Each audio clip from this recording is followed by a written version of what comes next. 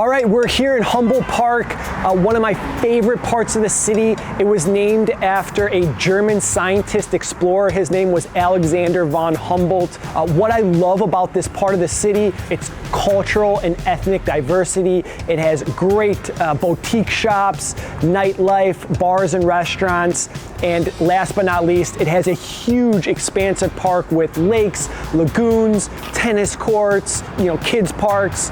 So pretty much everything that you could ask for. So I'm excited to show you this unit. This is 822 North California Avenue, Unit 3. Let's go inside and take a look.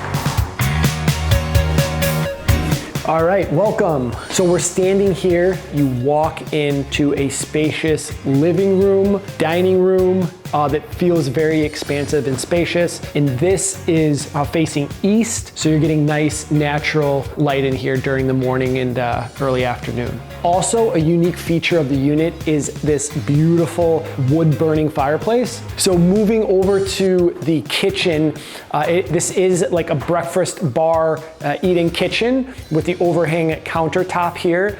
This is granite. You have large cabinets, great cabinet space throughout the kitchen, stainless steel appliances. On your left-hand side, as you move back through the unit, you have a full bathroom on this side-by-side laundry here on your left-hand side as well. You have a linen closet here, great for extra storage. You have an additional room on your left. This is an exterior exit to the parking, and then you move into what I think is a fabulous feature of the unit, a large master ensuite. This is a queen-size bed, but with a king-size bed frame, at least the expanse of it. So you can feel the total space of the room is quite large.